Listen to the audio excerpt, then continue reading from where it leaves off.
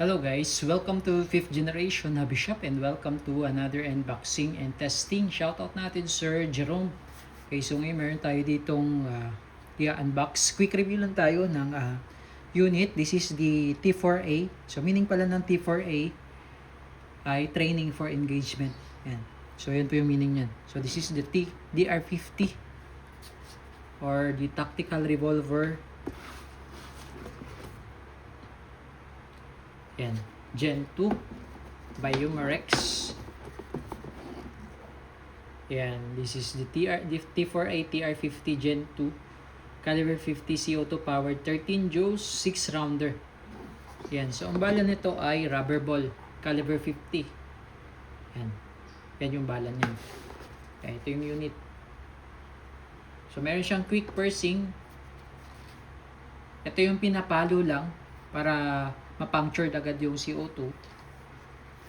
Tapos naka fiber optic sight na front and rear.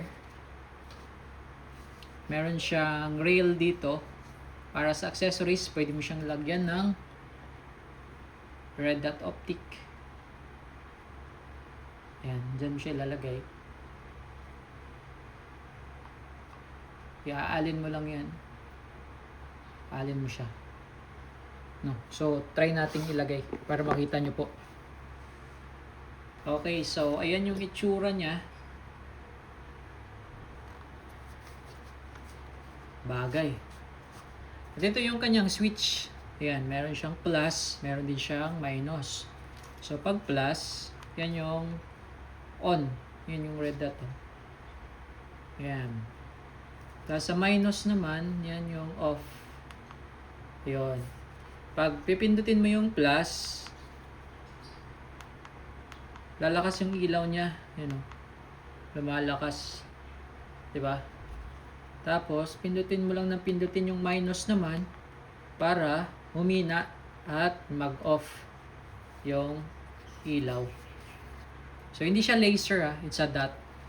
Dito pwede kang maglagay ng laser, ibang accessories or flashlight. Ayan. Yung serial number 0746. Ayun bagay.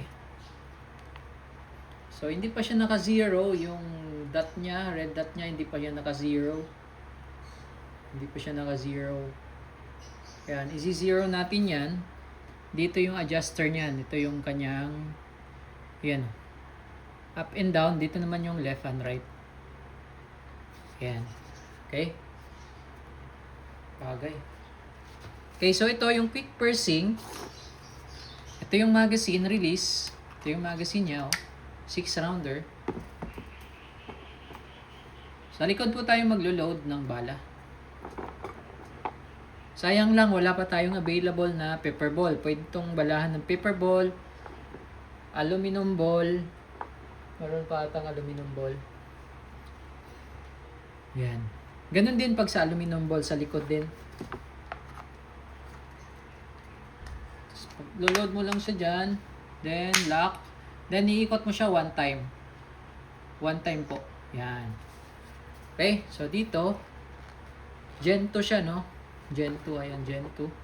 Dito nyo po ilalagay yung kanyang CO2.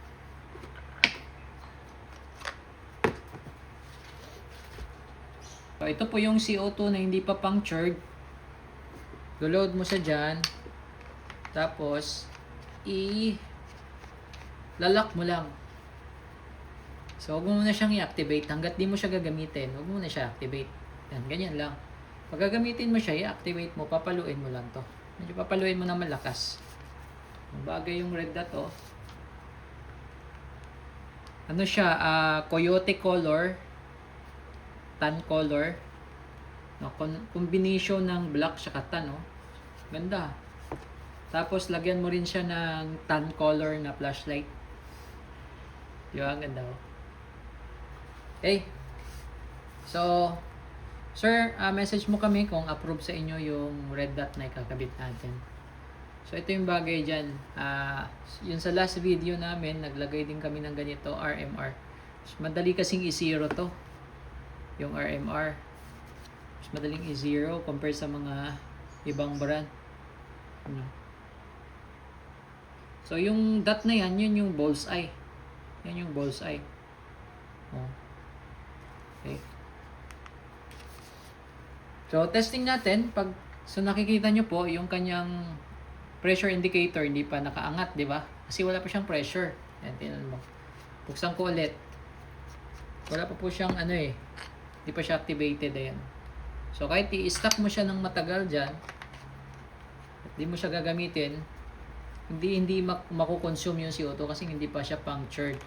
Pero, once na pinalo mo na to, aangat yan, that's the time na gamitin mo kaagad. Paluin mo lang siya pagka kailangan mo siyang gamitin. Pagka kailangan lang. Okay? So, ganito. Yun o. Angat siya. So, ready to shoot na tayo. Testing natin yung red dot. Di pa to naka-0 pero try lang natin kung tatama ba tayo. Okay? Okay. So, ayun po yung ating target. Yan yung ating TR-50. Saan na yung dot? So, try natin kung tatama ba tayo, no? Pairing. Oh. Wow, yun yung target natin. Tumalsik. Ang lakas, grabe nito, oh.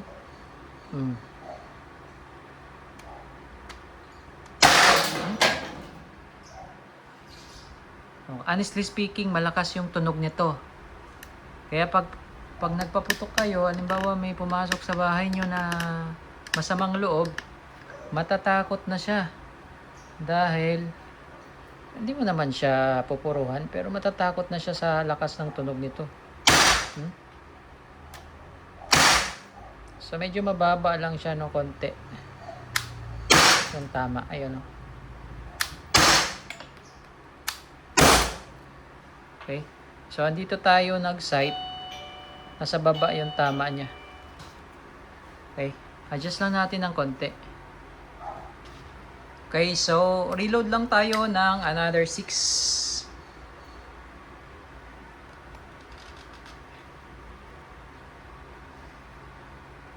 Okay, another 6 rounds.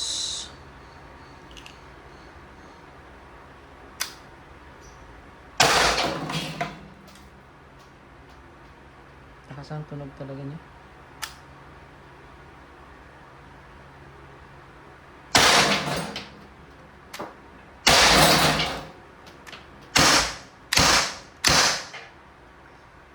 Super. Okay, pwede naman, pwede nyo i-dry fire after 12 shots. Pwede nyo na i-dry fire. Depende sa inyo kung gusto nyo lagyan pa ng bala. Kasi mahina na yan eh. 4, 5. Oh, 5 shots lang. Mahina. After 12 shots, mahina na siya. So, more or less, nasa 12 shots yung isang CO2. 12. Okay. Then, bago mo siya i-release, kailangan wala na siyang hangin. Konti na lang. Huwag mo siyang i-release pag marami pang hangin.